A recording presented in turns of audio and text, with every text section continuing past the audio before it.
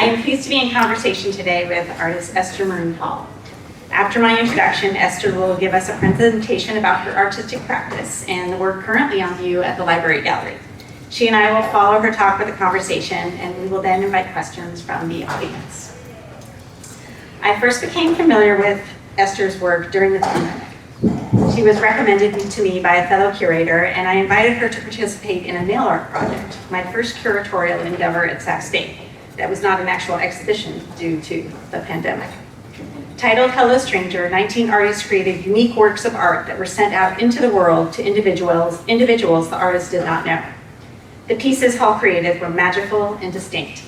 What struck me about her work at the time was the combination of materiality and imagery, hand-woven fiber pieces with rainbow colors, smiling emojis, butterflies, and happy mushrooms. It was just the type of work I would want to receive when isolating at home, missing friends and family, and feeling exceptionally separated from art viewing experiences. Hall's work for that project evoked happiness.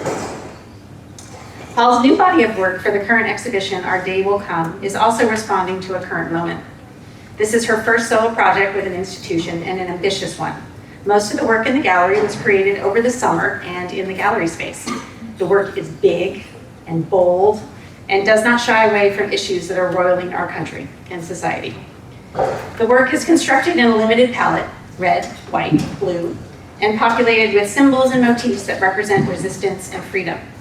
Where Hall sought to animate viewers through bright colors and familiar imagery in her previous work, Our Day Will Come crosses into a new frontier where the symbolism of color alone becomes a call to question what we mean by freedom. During the summer, Hall sent me an artist statement that articulated her approach to this new work. And there's one quote I have used in talking about this show and will share here with you. This recent quote from Esther, this recent body of work is an invitation to envision a new world, to contemplate a new flag that symbolizes the freedom and liberation we aspire to achieve, both individually and collectively. Through the interweaving of fibers, colors, and symbols, viewers are asked to confront the realities of our time and to find their role in shaping the fabric of society. I find that quote extremely potent and speaks well to what the work is about and what you'll hear more from Esther today. Esther was born and raised in Northern California, and she attended the Fashion Institute of Design and Merchandising in San Francisco, where her practice in textiles began. Hall has worked with organizations such as Monte Vista Projects, Los Angeles, the Latino Center of Art and Culture, Planned Parenthood, and Facebook, and has shown her work throughout California, Florida, Kentucky, and Washington. She has resided in Sacramento since 2011, and next month she is off to an artist residency in Brownsville, Texas. Does anyone know where Brownsville is? It's very way down. It's going to be exciting. So please join me in welcoming Esther Marie Hall. Hi everybody, thank you for coming. My name is Esther Marie Hall.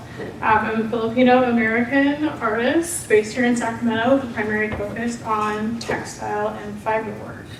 I do paint occasionally. It's typically within the textiles.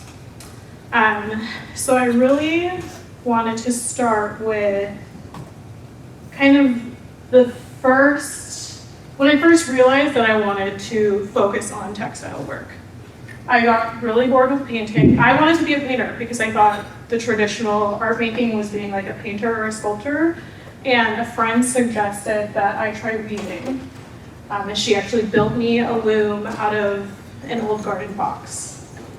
So these are not the first weavings. But when I first started weaving, they were a lot more abstract. I think this is kind of the first time when I was focusing on making them into a quilt. So the format is more like a quilt with the different frames and the motifs. So this right here is like the traditional band motif of the quilt.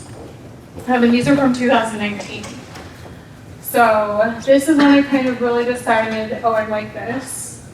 And I wanted to just focus on quilt making or textile work entirely. And so this is kind of the first time though that I incorporated fabrics, because I was like, okay, well if I am making, like using quilt motifs in weavings, then why not incorporate actual fabric? I was also just getting really impatient with the whole weaving process because it is very strenuous on your body and takes a lot longer. So I realized I could kind of use the same imagery, but now I was just cutting pieces out of fabric.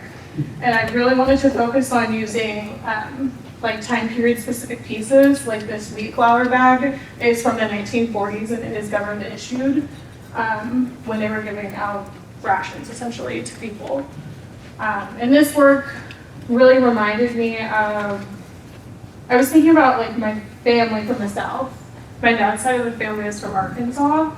So it kind of just reminded me of my great-grandparents and photos of them living in that time period. The background is crocheted and then it's all hand woven and then it's hung on a fire-treated bamboo which was grown in North Carolina. So this is kind of when I really started to focus on historical context too of the work that I was making because it was like, okay, I do like this. I want to like continue doing this, but I want to know why I'm doing this exactly, I guess. So this piece here, Compounding Time, was kind of, this was really like the first quilt that I made, but I was still weaving. So some of the pieces are woven and crocheted. And my grandma also quilted, my grandma from Arkansas quilted as well. So I really wanted to like stay within the things that she made. And so this was kind of the color palette she used too. And the quilts were also quote unquote crazy quilts. So I wanted to kind of embody that, my grandma's work also. And so I'm not sure, I'm going through these kind of fast. So if you need me to slow down, please let me know. Sorry, can you go back to the, yeah, can you go back though to the, yeah, thank you. So, theme in most of my work is like existentialism. I'm constantly maybe going through like an existential crisis. So a lot of it has that in it as well. So I really wanted to like stay on par with that in the work. Thank you. And so here I am still kind of continuing with the process of like trying to figure out what I'm doing with these quilts, but also wanting to include materials that aren't typically found in quilts. So we have the weaving, we have crochet, and then in this one I started incorporating beadwork. This is actually the only time I used beadwork. It was kind of difficult to figure out how to get it to stay in the forms that I wanted it to be in. I'll probably revisit it at some time, but so I feel like with this quilt too, I'm leaning more into like traditional quilting. This like half circle motif is like pretty common, and then the like triangular squares also. And then so while exploring these quilting motifs, I really wanted to not only use the traditional motifs, but kind of explore what it would be like if I was to use my own imagery. I was invited to make a proposal for a wrought iron form for a building. And so this is kind of how it started, looking through these forms, trying to figure out what they were. But here I am still working through this, kind of like, well, okay, well, why am I quilting? I was not really looking into it in like a historical sense yet, but I'm trying to figure out, I guess, mostly just like visually what it is and why am I doing this? But here's kind of where I started incorporating stars and butterflies, but then still wanting to maintain like the traditional quilt forms. And so I got the opportunity in 2022 to make an installation for the Coordinates Ice Pack building that was curated by Paige McKinney. And so with this work, I still got to quilt, but now I'm developing more of an idea of why I'm doing this and why I'm using this medium. The title of this is Another World is Possible. So at the time, it's called Another World is Possible, and at the time, to me, that felt like rainbows and butterflies and a waterfall and being really comfy. But I think now, when I'm reflecting back on this in the current body of work, Another World is Possible is really asking you to look at your place in the world and how you would want to envision another world and what that looks like. And and like what your role is, essentially. And that we all have the ability to create our own reality. So I think that's kind of where I was going with this work. And then, so moving forward, I'm still trying to focus on these traditional quilt forms, and there's still like a very existential question within the work. But in this quilt, I was really focusing on like time period quilts from westward expansion to manifest destiny, thinking about my family coming from Arkansas to California, why they were doing that, and the usage of textiles moving from the Midwest to California. So I tried to include, they're hidden in there, but the Road to California block is in there, and that was really common to see in works from folks who are moving. But I still wanted to include like time period pieces, so that Western family flower bag. There's also, you can barely see it, but there's a tag in there from fabric from like the early 1900s. But I was still thinking about what does it mean to be free? How can I incorporate that into this work? And so I'm thinking about animals and how their place in the world, and human beings and our place in the world. And how I perceive myself being free and liberated in this world. And is that physically? Is it spiritually? Is it communally?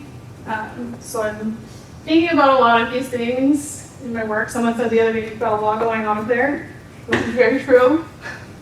And so I also wanted to just show some of the things that I am considering and other artists that I am subconsciously thinking about in my work. So I really appreciate the graphic quality of protest posters, like mid-century era, like 60s, 70s, 80s. I've used the dove in some of my own drawings and quilts. The dove, there is a quilt motif. It is very abstract version of a dove, but I am looking at protest posters and the limited color palette. That's another thing. So I'm going to go through a few artists that are also like subconsciously there that I'm also thinking about often. So this is Trent Doyle Hancock. He's born in Oklahoma. I think he lives in Texas, but I really appreciate his work for being able to limit a color palette and then being able to use like a full palette of color and also kind of using political imagery. But Trent Doyle Hancock is really well known for being able to like create a whole entire reality and world within his work. So I think that's something that I'm subconsciously thinking about when I'm making my own. Another artist would be Margaret Kilgallen, who is from San Francisco, but the same thing, kind of being able to limit a palette because, as you can see from my previous works, they had every color of the rainbow. So I'm really trying to think, I think that this project also really got me to consider like editing, which I did not do within my work before. I was just like, ooh, let me use every single thing available. But she also collaged multiple works, but I really appreciate like the simplified line work to make a whole. So I think that's kind of what I was looking at when I was doing my drawings and presenting them in kind of a quilted fashion. is how I view those drawings. And Margaret Calgallen's work is really based on like seeing like the beauty and the most like simple things like hand painted signage, trees, nature, people. So that's something else that I like am subconsciously thinking about all the time. I really also think about Rosie Lee Tompkins' work. I think she was kind of like one of the first quilters that we saw kind of significantly change the idea of a quilt and what that is. She used, not in this photo, but she did use all kinds of different fabrics and colors. But this work specifically, I felt like I was looking towards for the work that I did for Our Day Will Come. And then another artist I wanted to mention was Faith Ringgold. She constantly explored themes of race, class, family, and gender through painting and textile, and incorporated both in her work. So painting the textiles and then quilting them. And another artist that I wanted to include that did that, but I didn't include a photo, was Pasita Abad, who is a Filipino textile artist. So similar style, painting the textile, quilting it together. But I think both of them still made commentary about state and institutional violence, but like still also maintaining a sense of play in work.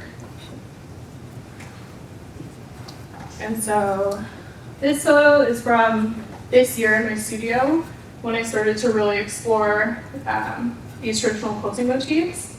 I did over 350 drawings from January to March, and what I was really trying to do with this was see how I could take these motifs and constantly evolve them without straying too far from the original meaning and just whatever I think that is.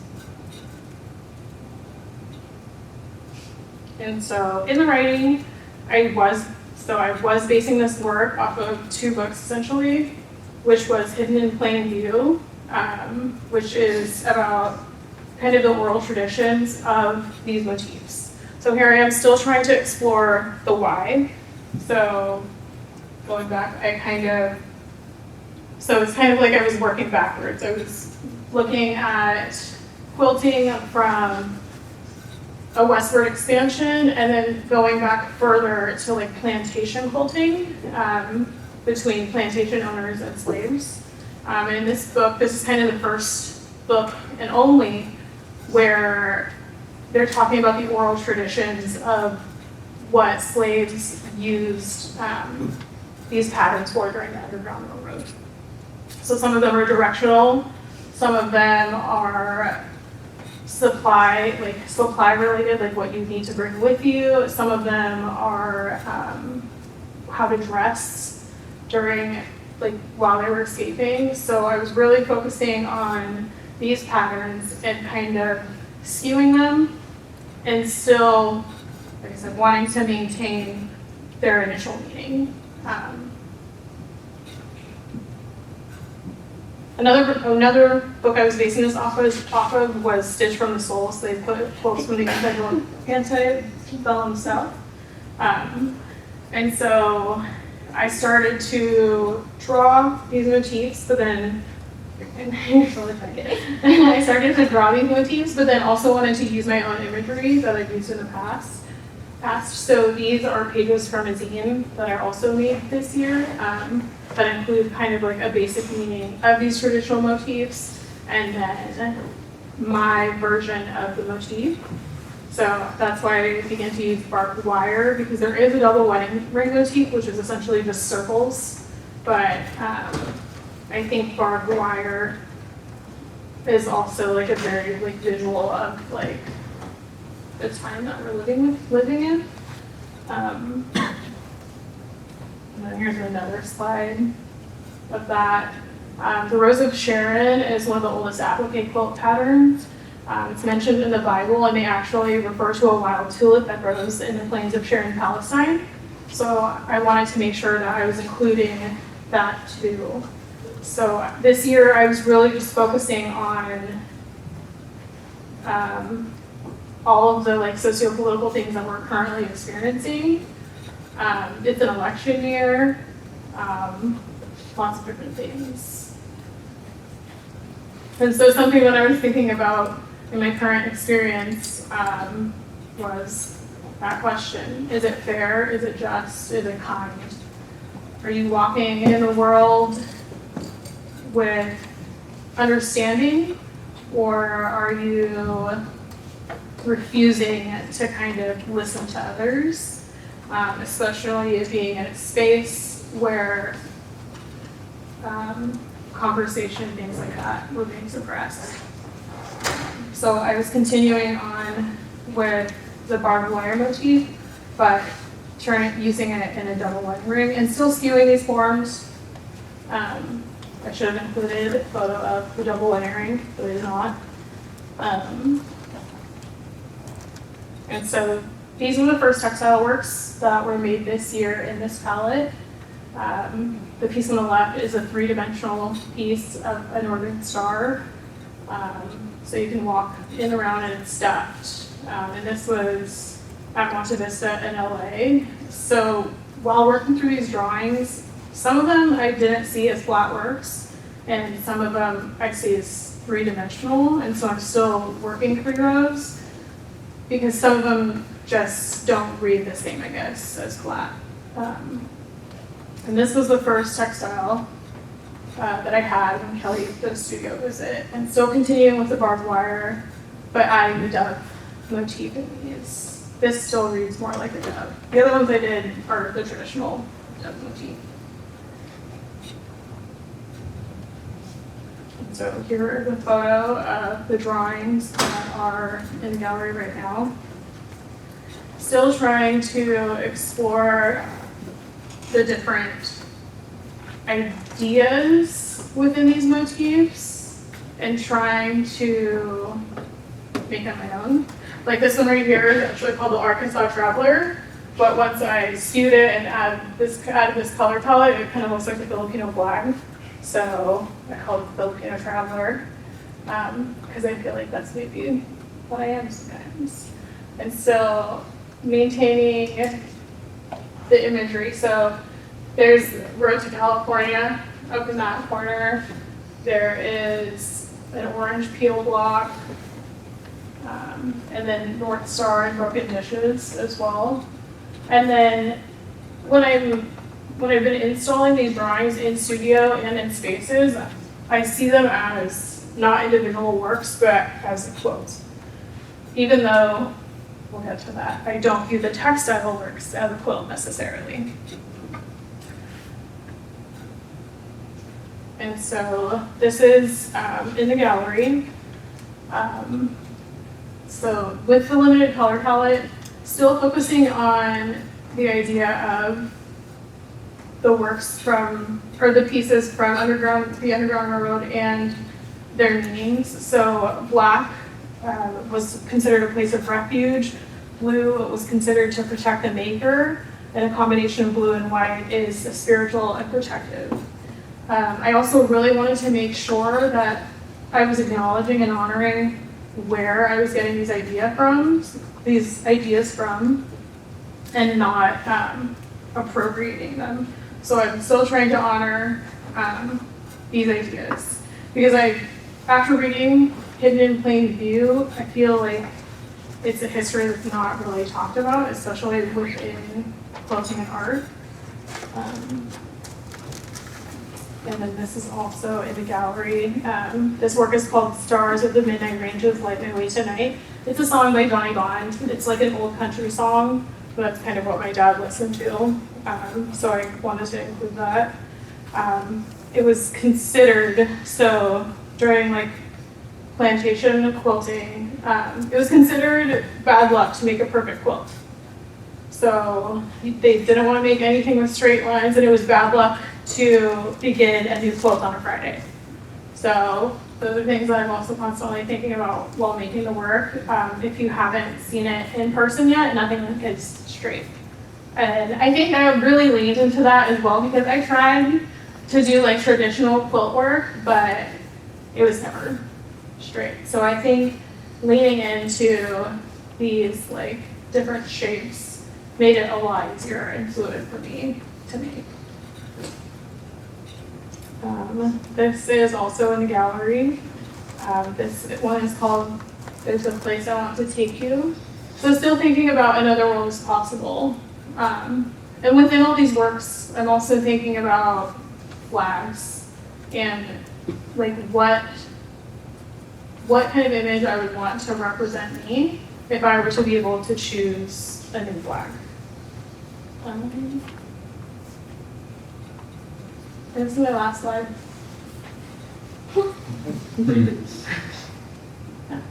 Thank you. That was 32 minutes.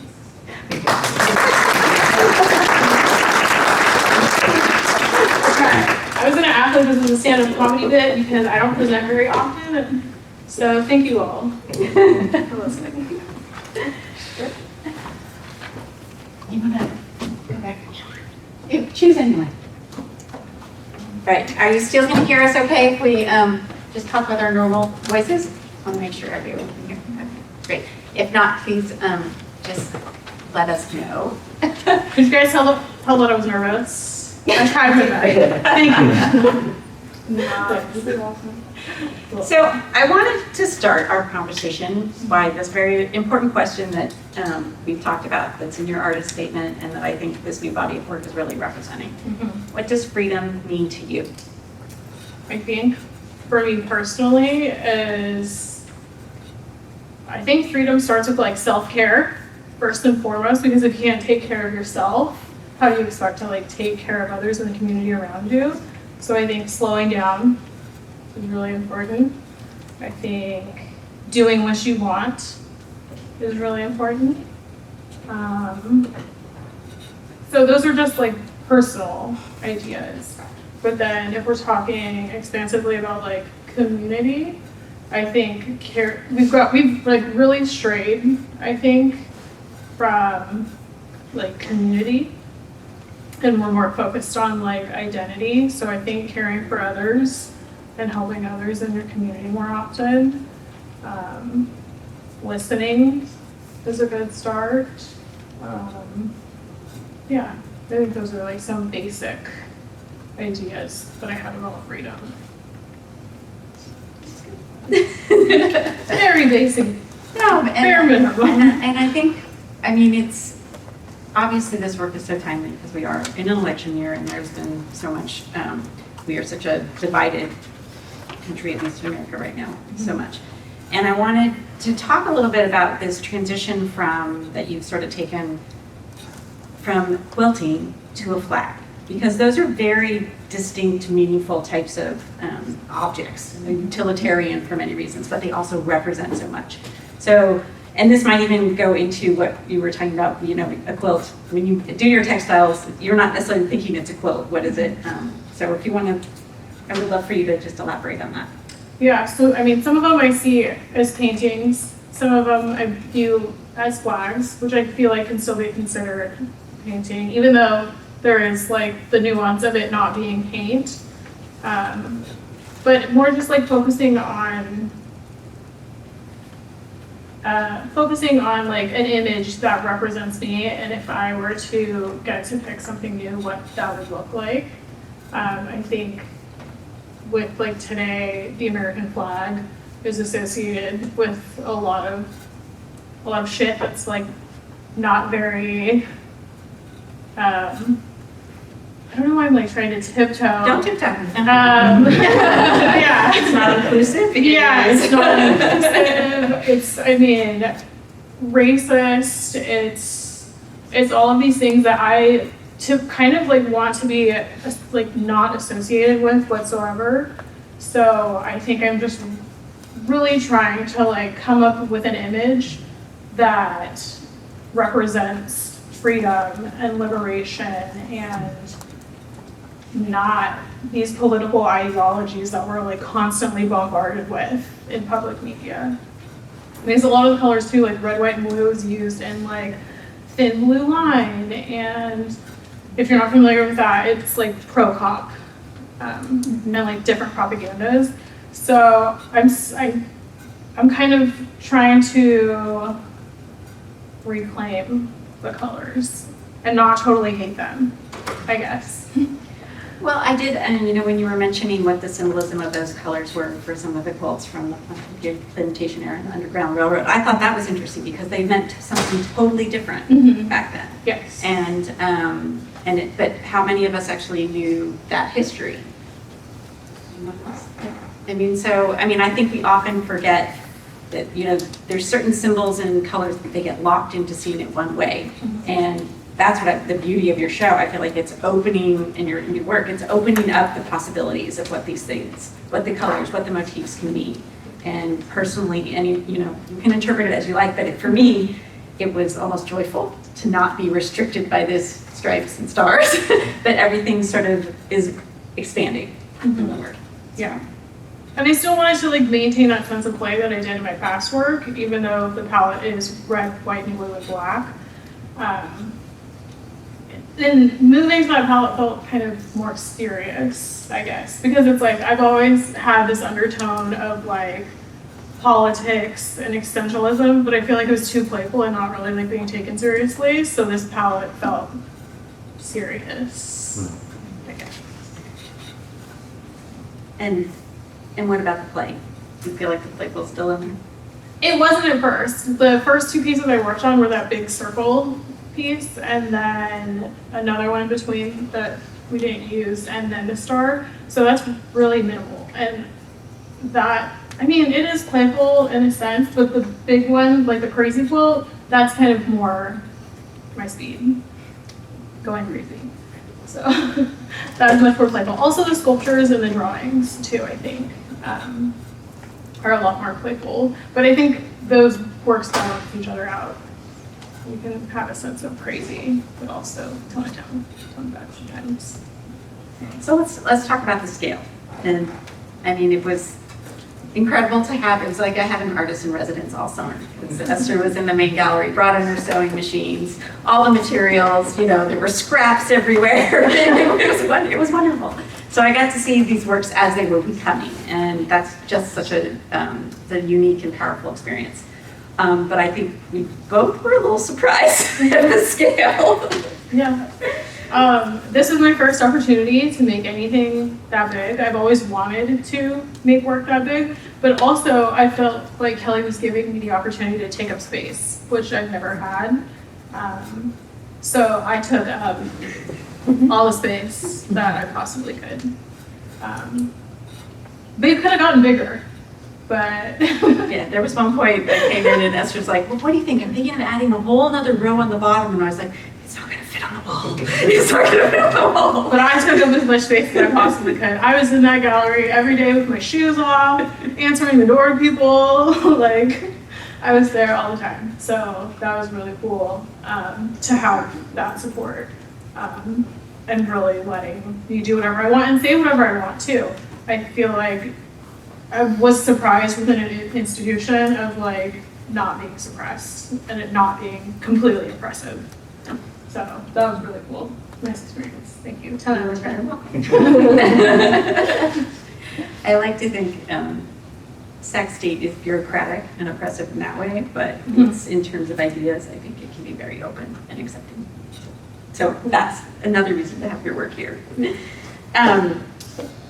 So I would think that the audience might be interested to hear more about what you mean by painting, because we have these very rigid media types or categories that we like to place our work on, and you are really pushing back on that when you call your textile work a painting. So what does that mean to you? Okay, so I think this comes from trying to challenge, wanting to challenge everything, really. So when I'm thinking about these textiles as paintings, it's more so compositionally, how I would approach a painting. And so I'm approaching these textiles in the same way. I understand the materiality is not paint, but I view it as every piece of fabric is my tube of paint. And I'm applying it that way. Some of it is collaged, and I used to collage my paintings. So some of these fabrics are collaged. I was looking at it today, I'm you could even call it assemblage, if you wanted to. So while I do understand it is not paint, and it's not blended, say, like an oil painting. I guess it's more so just like trying to challenge like Eurocentric ideas of art. Why can it not be a why can it not be a painting? And then the work that is on a panel, on panels, I'm like, well, why is that not a quilt? Because a quilt is traditionally 3 layers. This is 3 layers. It's paint, fabric, and a wax pencil. So it's like, and we kind of talked about, it's like gender. It can be whatever you want. It's fluid. So that's how I do the work. So I'm trying to challenge just traditional ideas of painting and quilting, because these aren't accepted as quilts either within like quilting circles. So I was trying to challenge that, I guess.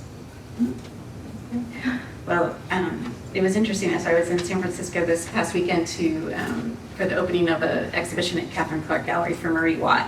And Marie Watt, if you don't know her work, it's on view at the Crocker, and I highly recommend you go see the exhibition.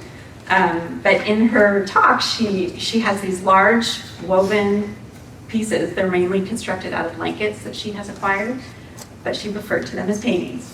And I was like, oh yeah, Esther's got it. And it was really, I mean, and I asked her, I went up to her afterwards and I said, I was really interested in that fact. And she said, well, I think that, and again, going back to what falls within our canon, that this has that same sort of modernist approach, and is how she's thinking about it in terms of painting. Cool. So you've been validated again and again. Cool. All right. Let's see what else I had on my questions here. So you have your practice is really expanding in terms of painting, sculpture, drawings. And I was curious, and even the zines, like this, all these various types of formats that you're wanting to express yourself in. And I'm just curious, how is your thought patterns different when approaching each of those, or is there a similarity? I think it's fairly similar. I kind of get like on a train of thought, and I'm like, well, how can I express this thought in each like modality, I guess. So I do, especially like with this whole year, and with this body of work, I feel like every time I approached a different medium, I feel like it's just like train of thought, kind of, is how I view that. I don't approach it any differently. It's just, how can I fit this same thought into this? And I guess it also comes down to like accessibility. How can I make what I'm thinking accessible in a bunch of different ways? Whether that be visually, like within language. I think that's just kind of the thought process behind that. Mostly just, I think really just accessibility and it being available in like many different ways. I used to work at Short Center North, which is a day program for adults with developmental disabilities. And I think that really influenced how I was approaching what is accessible within art too. Because you're visually impaired, you have people who are like more tactile focused. So I try to include that with my work also. I know, it's like all fabric. It's like all you want to do is you want to touch it. That's fine. Yes. That's fine. Yeah. Great. What else would you like to share before we open it up to some questions? I'm kind of excited for questions. Yeah. Yeah. Yes. Keith. I know you talked about the Underground Railroad a little bit, but I think, there's like a strong tradition of quilting, like G's Bend quilters, and how they had to kind of like, they were quilting out of necessity, really, and that they were using a lot of scraps, and it sort of turned into this idea of community, like by today's standards, right? And it's like this really strong element of community. And I was just curious how you try to incorporate community into your work. So although I've mostly worked on this by myself, a lot of folks donated material. Someone gave me a sewing machine, and so I primarily focus on using secondhand and donated material. So I feel in that way, that is community still trying to help make this work happen. So I feel really lucky to know lots of people, because honestly, if I didn't have that help, I don't think this work would have happened. So although I don't have like a bunch of people with me sewing it myself, people are trying to like help me supply to make the work happen. Yes. I was wondering, so Kelly mentioned that you're working in the different modalities. Is there one that you feel like especially creative in that you work in, or they all like have different benefits for creativity? I feel like sewing has been the most, where I feel like the most creative, but then sometimes I hit a block with that. I think it's like anything else, like the whole reason I started using textile is because I got really, really bored with painting, and I was like, I'm no longer able to translate my ideas within a painting. So I think, so at this point in time in my life, textile makes the most sense, and I'm able to speak in a language, to me, that feels the most creative and fluid, like for my thought process, I guess. So this may change. Like I could go back to painting and really hate this, because when I was going to fit them, I was like, oh, I'm never sewing again in my entire life. And so now here I am only sewing, which is crazy. So, you know, in like 5 years that could change. I may only want to draw, or I may only want to, I don't know, collage or sculpture, or, so I'm just gonna go with it. Yes. So hi, you in this new body of work, you exploring the idea of limited palette. How your perception of color change, and how your work changes when you doing limited colors? Yeah, thank you. I think with the limited color palette, it let me explore idea more and not so much like focus on running out of a color or a material, because I typically only use secondhand. So I kind of live in this like scarcity mindset of like, oh my God, I'm gonna run out. But this gave me more control to just explore ideas and not have to worry about the material. I was taking old material for this work and dyeing it as well. So that kind of gave me a little bit more control over what I was doing. In the front, and then we'll go back. I was actually gonna ask about the more 3D sculptures. So I know with your installation, you said that was your first one, the different world one, and it made me think, because I didn't see that many physical sculptures. When did you start doing that? Why did you implement those into your gallery? And what were you like thinking when you were making them? Why weren't they just quilts? I mean that like, why'd you make them into sculptures rather than just quilts? Yeah, I like that question. So I actually used to do a lot of paper mache for sculpture. So I would do like these paper mache sculptures first and wrap them in yarn and different things. So kind of just using like the material I had at the time.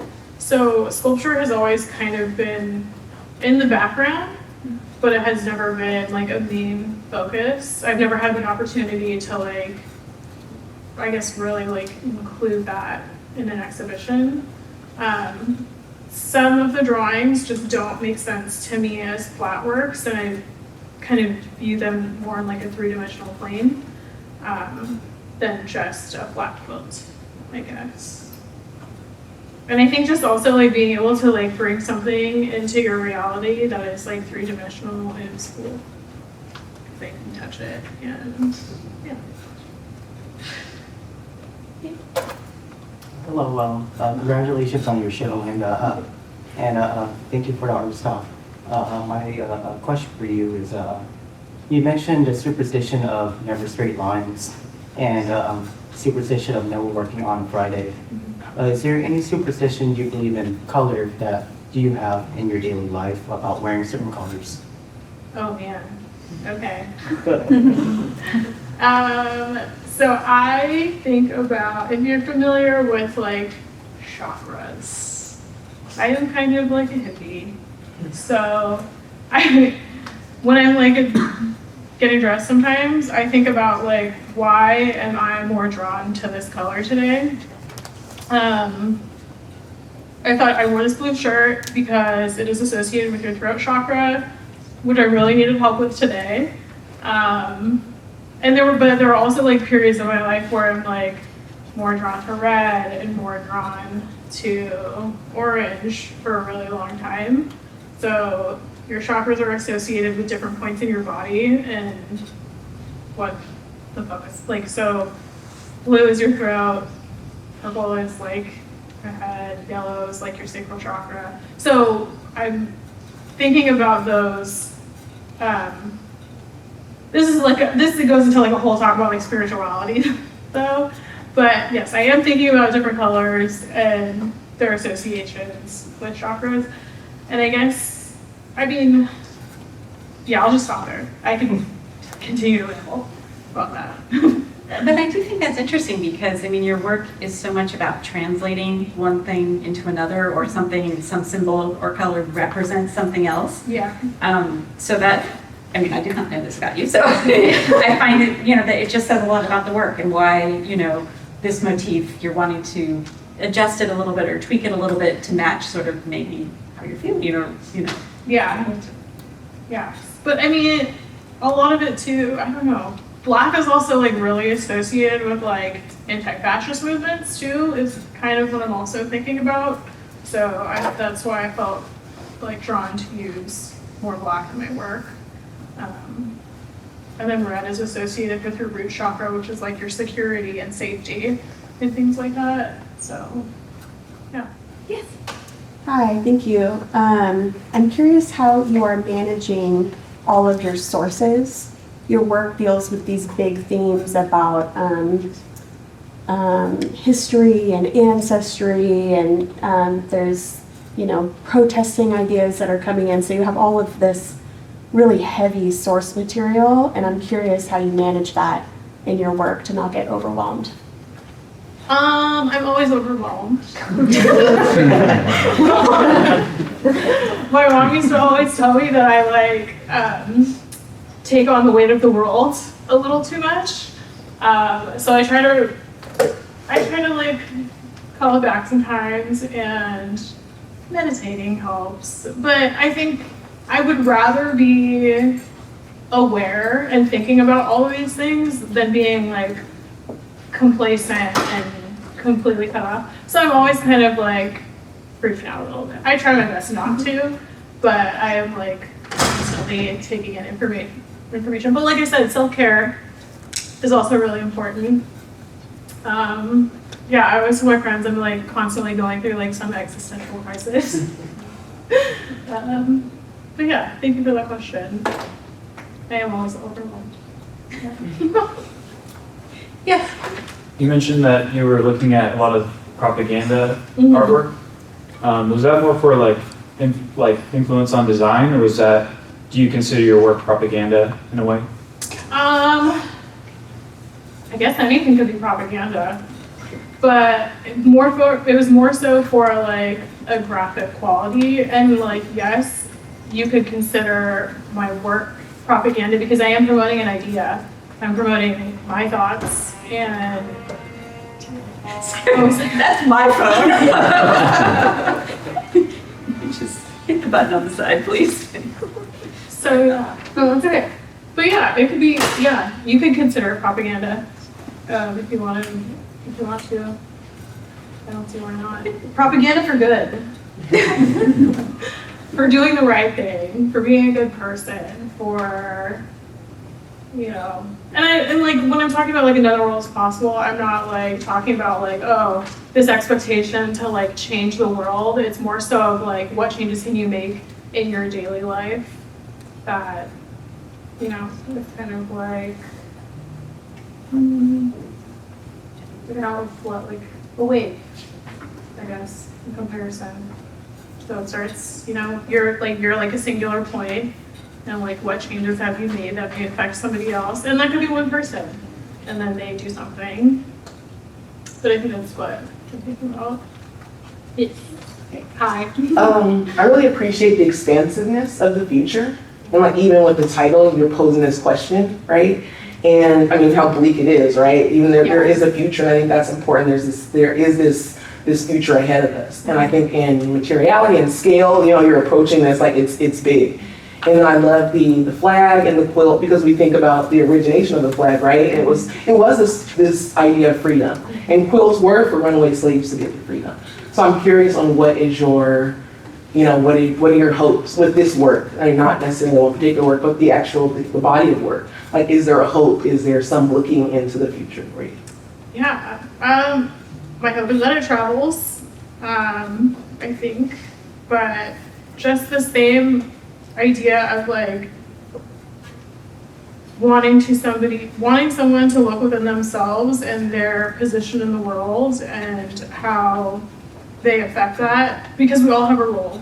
We all have a role in the future, and not just being an artist. We need architects, we need plumbers, we need, all of those things. So I think I just really want the work to call in like reflection for each of us and our place in the world and how we can contribute. We'd like it to travel in media. Because I also think of like, I was reading about it last night, a shift in consciousness. So my propaganda is shifting consciousness and how we can make it easier, because we are living in an extremely oppressive time. So how can we make that better for everyone around us? That's from hope. Hi. Yeah. Okay, I do have a question. Yeah, it's like thinking a lot about joy, thinking a lot about the use of force, given political climate. I mean, we've talked about that forever. I guess the question that I just have for you is, how has your responsibility as an artist changed throughout the course and development of the work? Or what are some of the responsibilities that you've identified within yourself and the community, or the communities that you engage with? Yeah, I think with this body of work in particular, I feel like it's timekeeping. So documenting the current state of affairs, because quilting has always had a history of resistance and documenting the current state of affairs. So I feel like I'm trying to do that. That's just my personal, and it's like, no, I was not designated to do that, but maybe I was by some divine source. Yeah, I think that's kind of what I'm thinking about. And then also, I mean, this is like maybe going into another conversation, but like textile waste. And just we live in a world where there is just massive amounts of textile and everything you could ever want is available to you. So I feel like within making this work, it's my responsibility to source kind of secondhand, ethically, because everything is there, I guess. So that's kind of what I feel about this work. That's my responsibility. Do you feel this body of work is ongoing? Yes, I do. So I did over 350 drawings this year, so I'll probably still be working through them for like a long time. I don't know. So you really feel that the drawings, they exist on their own, but they're also preparatory for larger works, for different kinds of works. Yes. Yes, they can have another life. Yeah, exactly. So when I am drawing, I am viewing them as like a first, like initial sketch for a sewing pattern. So with these larger works, I did draw them on that scale before I made them into the textile work. So I am viewing the drawings as like a sewing pattern, like something that will eventually become a sewing pattern. Yes. Do you have a favorite? With favorite, Or top 3, top 5? of the drawings or of the textile work? Of the patterns. whether like just visually or symbolism wise? I really like the barbed wire. That one's just really fun, and the dove. That's probably my favorite. And then putting them together too. I really enjoyed because that contrast. Maybe like a dove breaking free. I guess so. Yeah. Were there any like takeaways during this project that you kind of came to realization, whether it was like actual technique or concepts or other ideas that you want to carry with you that kind of surprised you in the process of this project? Some things. More so it was like a lesson within myself and like endurance because I would be in gallery crying because some of these were so big that I was like really struggling to get them through my machine. And they were really like, they're actually very heavy when it's like one person by themselves trying to push it through a machine. So I think like endurance, also process on like how to approach things on this large of a scale. I definitely learned that. What else? I think those are like two of my main things, but it taught me that anything is possible. That if I can do this in 2 months, if I set my mind to it, as corny as that sounds. Because I'll just mention when Esther and I first started talking about a show, she had a completely different idea about what was going to be in the gallery space. And I think this, 3 or 4 months in. Yeah. And she's like, I can't do that, I don't want to do that. I was like, okay. There was another piece after that green one that says, how free are you? Where I had like 20 words and I cut out every single letter. And I was gonna hand sew it on and I was just like, absolutely not, I'm not doing this. So like after that too, I like really like called back like in doing text. Like I didn't think I was gonna incorporate text at all. But then once I started developing these drawings, I was like, okay, well I do kind of enjoy that. So here's text. Yeah, but it was much different. I thought I was gonna do this really playful. It was something more along the coordinates type of installation. Yeah. It was following, taking that one step further, I think. Yeah, but then it just didn't feel right. And then, yeah, I used the term beating around the bush about like speaking politically within my work. And so I'm trying to like just say what I need.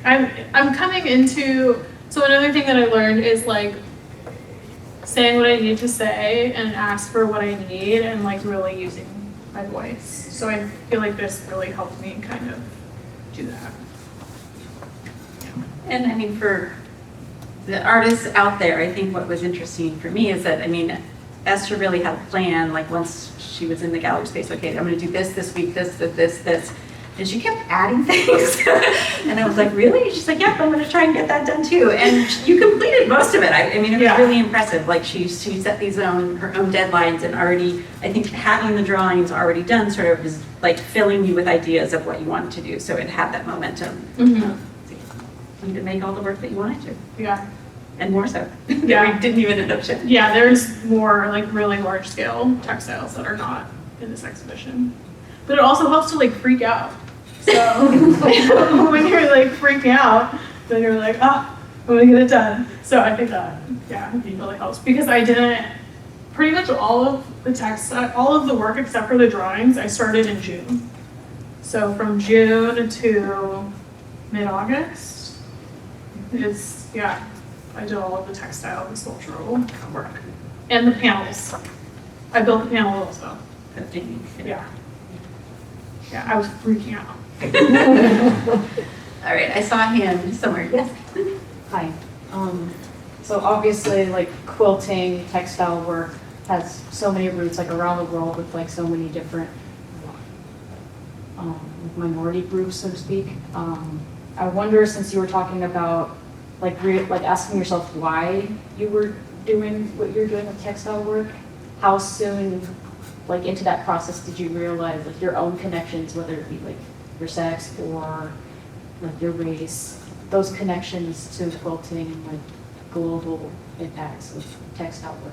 Yeah, I think so like doing the research for this work, it's not only like within a historical concept, but also like this medium has become like a very like queer medium. I feel like we kind of really started to see quilting as like a queer medium with the like AIDS quilt, that massive quilt that was done. So I don't know, when did I start thinking or like seeing that connection? Probably, I don't know, like last year. Like 2021, probably like in 2021 is when I really started to like understand my connection with the work.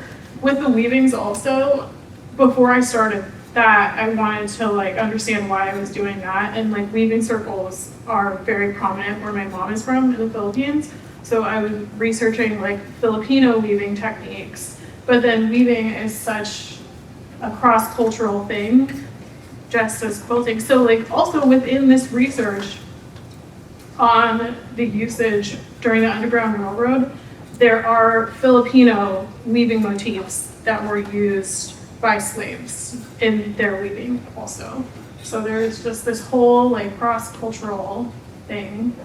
I've had some folks say that like when I'm skewing these motifs, they look like Aztec motifs. They look like this and that. So I don't know.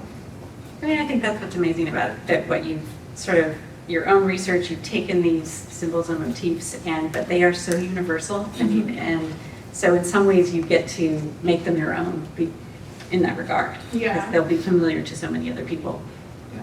And like the history of this too is like, so I grew up in like a very assimilated household where my mom just really wanted to be, you know, American. So like when I'm making this work too, I'm viewing it as like American history. So it's not just specifically, you know, Filipino. It's not specifically like Arkansas or Modesto or like, I am just trying to like take these ideas and apply my own imagery, but also I think acknowledging where I'm getting them from is important, as to like not appropriate these ideas and just say I made them up.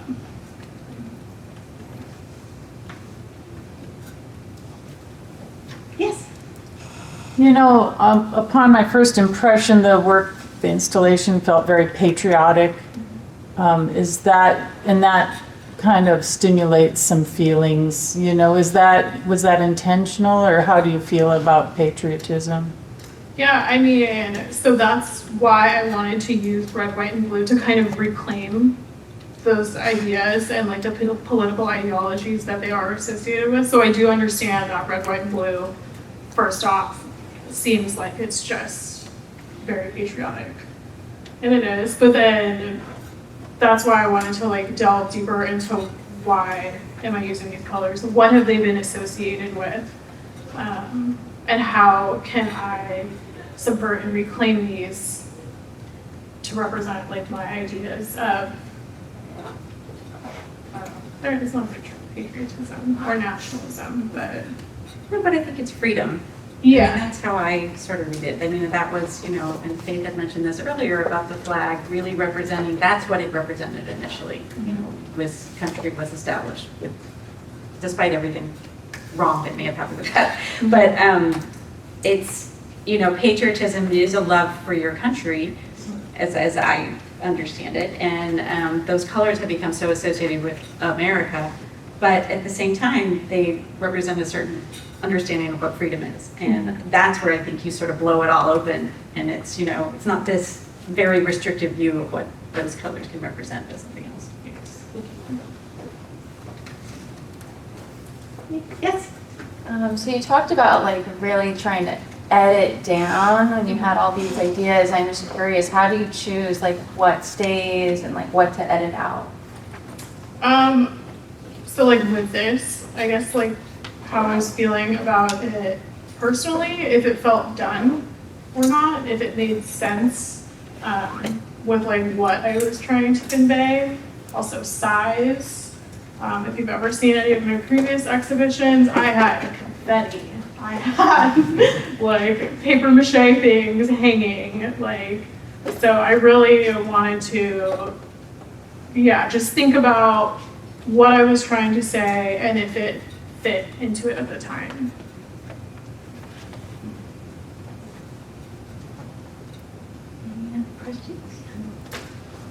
You mentioned accessibility within your artwork, and I was a little bit curious that if you thought that there was any kind of synergy with the two different shows going on between your show and Don't Mind If I Do with Intention, and do you feel like it's an interesting coincidence, or how do you feel that these two shows play with one another despite not really being able to be together as concisely as they are?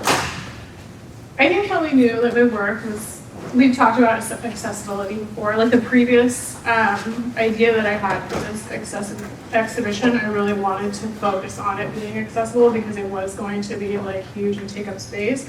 So I think Kelly kind of did a little bit and tried to plan that intentionally. I don't know. if it was intentional. I see this happening when I do this two shows at the same time. There's some sort of synergy that happens. But, Okay, cool. but it was an interesting, I mean, having one exhibition that's all about touching, and then in the first gallery, can that work be touched? I mean, we had to talk about that because if you have one, why not the other? And you're kind of, a visitor's like, when do I do this and when do I not? Yeah. So, But I think that's also why I like really like textile work, because it is tactile and I do want for it to be touched. but gently. Yeah. You can pet it, don't pull up. That's not the time to freak out. I also have a question about this information. So you have this masses of information. How do you, I don't know, organize it or use it? Is there any tips you can share with artists here? Yeah. Organization of information. That's a good question.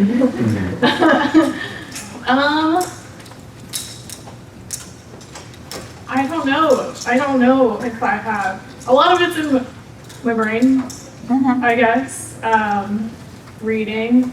I am not very good at note taking, but I feel like constantly sketching and like drawing like this is, in a sense, for me, like note taking and how I'm organizing my information. With these also, I really had to edit, so I keep piles. Piles is also an organization method for me, but as far as like the information, I'm not very organized within my art practice, I would I say. think you are in your mind. I mean, In my mind. Your sense of recall is pretty incredible, just in terms of referencing things that you've read and where these are coming from. Yeah. Sorry, I don't have any better tips.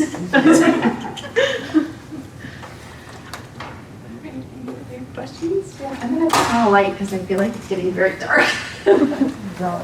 So watch your eyes, it's gonna get a little bright. It's a little, I don't know if it's off topic or not, but how many needles did you break? Oh God. I don't even want to talk about it. There was like one day I was like so pissed I ended up just leaving because I typically don't like break needles with like in a machine, but that day I went through like 2 packs. And I was like, okay, I cannot keep buying needles. I just need to leave and take a break. But other than that, it wasn't too bad. It was mostly like on the large like textile works, like trying to like jam it through. Is when that happened. Yeah. Good question, thanks. Yes. You mentioned earlier in your lecture about like this feeling of existentialism. You've talked about being overwhelmed a little bit, and I'm just curious if working with these textiles is in any way therapeutic for you? Oh, absolutely. Yeah. And maybe like when we're talking about like organization, I feel like how Kelly mentioned, like I had deadlines for myself that helped me organize my process and my mind. I work really well under pressure. So I think that's also yeah, that kind of felt like, and I knew like I only had so much time to do this, so that's why I was kind of like setting my own deadlines.